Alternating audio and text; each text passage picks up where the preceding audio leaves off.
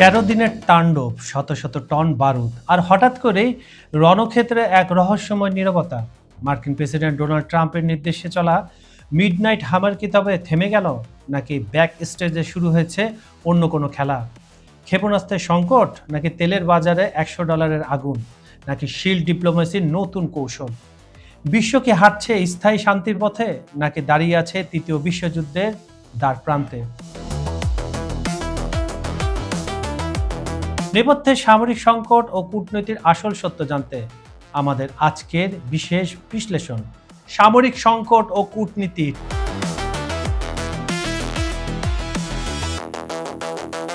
টানা বেশ কয়েকদিন ধরে চলা মধ্যপ্রাচ্যে যুক্তরাষ্ট্রের একচ্ছত্র ও ভয়াবহ বিমান হামলার দৃশ্য আমরা দেখেছি। মিডনাইট হামার নামের এই অভিযানে মার্কিন প্রেসিডেন্ট ডোনাল্ড ট্রাম্প তিনি নির্দেশ দেন ইরানের সামরিক বাহিনী সদর দপ্তর থেকে শুরু করে ড্রোন ঘাঁটি সব জায়গায় শত শত টন বারুদ বর্ষণ করা হোক, এবং সেটা সেভাবেই হয়েছে। কিন্তু হঠাৎ করে গত 3 রাত ধরে রণক্ষেত্রে নেমে এসেছে এক রহস্যময় নীরবতা। পেন্টাগন আচমকা তাদের বোমা বর্ষণ বন্ধ করে দিয়েছে, যা যুদ্ধক্ষেত্রের চিত্রে এক বড় নাটকীয় পরিবর্তন এনেছে। ট্রাম্প বলছেন আলোচনার স্বার্থে তিনি হামলা বন্ধ করেছেন, আর মার্কিন বাহিনীর এই হঠাৎ পিছু হঠাৎ পর মুখ খুলেছে তেহরানও। ইরানের সামরিক মুখপাত্র ব্রিগেডিয়ার জেনারেল জানিয়েছেন তাদের সামরিক পদক্ষেপ কেবল প্রতিশোধমূলক ছিল। যুক্তরাষ্ট্র যদি নতুন করে কোনো হামলা না চালায়, তবে ইরানের ড্রোন ও ব্যালিস্টিক ক্ষেপণাস্ত্র আর মার্কিন ঘাঁটির দিকে ধেয়ে যাবে না। তার মানে ইরান আজকে বলে দিয়েছে যে মার্কিন যুক্তরাষ্ট্র যদি নতুন করে আবার বিমান হামলা বা ক্ষেপণাস্ত্র হামলা বা ড্রোন হামলা, যে হামলাই হোক না কেন, যদি ইরানের কোনো অংশে না চালায়, তাহলে ইরানও মার্কিন যুক্তরাষ্ট্রের যতগুলো ঘাঁটি রয়েছে মধ্যপ্রাচ্যে সেখানে তারা হামলা করবে না। দুই তরফ থেকেই এটা এগ্রিমেন্ট হয়েছে মৌখিকভাবে। কিন্তু পর্দার আড়ালে মার্কিন হামলা বন্ধ হওয়ার প্রধান কারণ হলো ওয়াশিংটনের আভ্যন্তরীণ সামরিক কিছু সমস্যা দেখা দিয়েছে। অনেকগুলো সমস্যা, একে একে আমি আপনাদের বলছি। হোয়াইট হাউসের এক রুদ্ধদ্বার বৈঠকে, এটা গত ফ্রাইডেতে অনুষ্ঠিত হয়েছে, সেখানে সামরিক বাহিনীর জয়েন্ট চিফ অব স্টাফের চেয়ারম্যান জেনারেল ড্যান কেইন এবং vice president JD Vance president ট্রাম্পকে একটা ভয়াবহ বার্তা দেন। সেটা কি ছিল? এক একজন এক এক ধরনের কথা বলছে। যুক্তরাষ্ট্র বলছে এক ধরনের কথা, পশ্চিমা মিডিয়া এক ধরনের কথা, ইরান বলছে এক ধরনের কথা। দেখে আসা যাক কথাগুলো কি কি। এই দুইজন জানান 2 সপ্তাহের তীব্র যুদ্ধে মার্কিন বাহিনীর ব্যবহৃত প্যাট্রিয়ট এবং অন্যান্য আকাশ প্রতিরক্ষা ব্যবস্থার ক্ষেপণাস্ত্রের মজুদ অনেক কমে এসেছে। এছাড়া সেন্টাকমের শীর্ষ কর্মকর্তারাও ট্রাম্পকে নিশ্চিত করেন পূর্ব নির্ধারিত সব লক্ষ্যবস্তু ইতিমধ্যে ধ্বংস করা হয়েছে এবং বিমানের মাধ্যমে হামলা চালিয়ে অর্জিত সুবিধার শেষ সীমায় তারা পৌঁছে গেছেন। 2 ধরনের কথা হয়েছে। প্রথম কথাটা বলেছে যে গোলাবারুদ শেষ হচ্ছে, দ্বিতীয় কথাটা বলছে এই 12-13 দিন যে হামলা হয়েছে তাদের যে লক্ষ্যটা ছিল তার 80 থেকে 85% তারা হাসিল করে ফেলেছে, মানে তাদের লক্ষ্য মোটামুটি ফাইনাল। তাই আপাতত বিমান হামলা বা যে কোনো হামলা বন্ধ রাখেন। এদিকে হামলার প্রভাব কেবল সামরিক ক্ষেত্রে সীমাবদ্ধ ছিল না, এটা আরেকটা পয়েন্ট। আঘাত এসেছে মার্কিন অর্থনীতিতে। ইরান সমর্থিত গোষ্ঠীগুলো লোহিত সাগরের উপকূলে সৌদি আরবের তেলের স্থাপনায় ড্রোন হামলা চালালে বিশ্ববাজারে অপরিশোধিত তেলের দাম ব্যারেলে $100 ছাড়িয়ে যায়।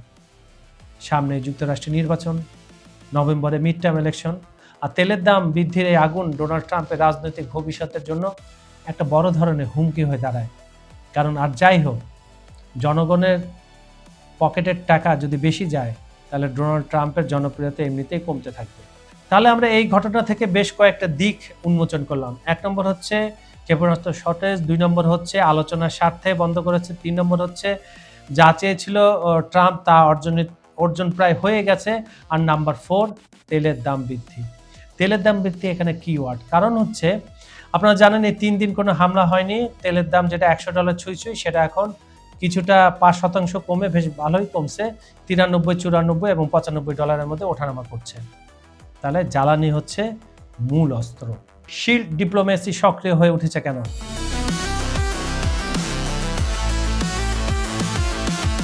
যুদ্ধক্ষেত্রে কামানের গর্জন থামার পর এখন ব্যাক স্টেজে কূটনীতিক শিল্ড ডিপ্লোমেসি সক্রিয় হয়ে উঠেছে। কাতার ও ওমানের মধ্যস্থতাকারীরা ওয়াশিংটন ও তেহরানের মধ্যে বার্তা আদান প্রদান করে পরিস্থিতি শান্ত করার চেষ্টা করছে। ইসলামাবাদ একই কাজ করছে, তারাই প্রথম উদ্যোক্তা তো। আর এদের মূল লক্ষ্য গত জুন মাসে ফ্রান্সে যুক্তরাষ্ট্র ও ইরানের মধ্যে স্বাক্ষরিত 14 দফার ঐতিহাসিক সমঝোতা স্মারকটি যে কোনো মূল্যে রক্ষা করা। এটা কিন্তু ভেঙে গিয়েছে। ট্রাম্পও বেরিয়ে এসেছে, পরে ইরানও বেরিয়ে এসেছে। তবে স্থায়ী শান্তির পথ এখনো বেশ অনিশ্চিত। যুদ্ধের মূল চাবিকাঠি লুকিয়ে আছে কৌশলগতভাবে অত্যন্ত গুরুত্বপূর্ণ হরমুজ প্রণালীর নিয়ন্ত্রণে। আমেরিকা এখনও ইরানের উপর কঠোর নৌ অবরোধ জারি রেখেছে। অন্যদিকে তেহরান চায় নিজস্ব শর্ত মেনে এই আন্তর্জাতিক জলপথ সচল করা হোক। আর না মানলে আমরা গতকাল দেখেছি, গত 48 ঘন্টা একটা ঘটনা ঘটেছে। একটি জাহাজ ইরানকে না বলে হরমুজ প্রণালী চুপি চুপি পার হতে যাচ্ছিল আরেকটা চ্যানেল দিয়ে, কিন্তু সেখানে মাইন বিস্ফোরণে সেটা অবস্থা খারাপ হয়েছে। তাই বলা যেতেই পারে 13 রাতের তাণ্ডবের পর এই 3 রাতের বিরতি কি কেবল সামরিক রণকৌশল, নাকি কাতারের টেবিলে স্থায়ী কোনো শান্তি চুক্তি আসবে, তা দেখতে এখন পুরো বিশ্ব চোখ রাখছে ওয়াশিংটনের ওভাল অফিস এবং তেহরানের দিকে। কারণ ছোট্ট একটি ভুল পদক্ষেপ যে কোনো মুহূর্তে বিশ্বকে ঠেলে দিতে পারে তৃতীয় বিশ্বযুদ্ধের একেবারে দোরগোড়ায়।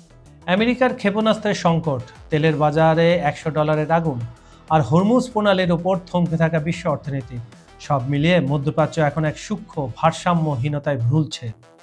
এই শিল্ড ডিপ্লোমেসি কি শান্তির আলো দেখাবে, নাকি নতুন কোনো মহাযুদ্ধের সলতে পাকাচ্ছে? আপনারা দেখেন না এবার সলতে পাকে আগুন ধরা হয়, সেটার কথা বলা হয়েছে। বিশ্ব রাজনীতির এই কঠিন সমীকরণ নিয়ে আপনার ভাবনা কি? কমেন্ট করে আমাদের জানান। দেশ কিংবা প্রবাস যেখান থেকে আমাদের দেখছেন, যুক্ত থাকুন সঠিক ও নিরপেক্ষ বিশ্লেষণের সাথে। নিয়মিত এমন খবরের পেছনে খবর জানতে চ্যানেলটি সাবস্ক্রাইব করুন। বিজ্ঞাপনের জন্য যোগাযোগ করুন ডেসক্রিপশন দেওয়া নাম্বারে। দেখা হবে আগামী পর্বে নতুন কোনো গুরুত্বপূর্ণ আন্তর্জাতিক ইস্যু নিয়ে। সবাই ভালো থাকবেন, সুস্থ থাকবেন, নিরাপদে থাকবেন। আল্লাহ হাফেজ।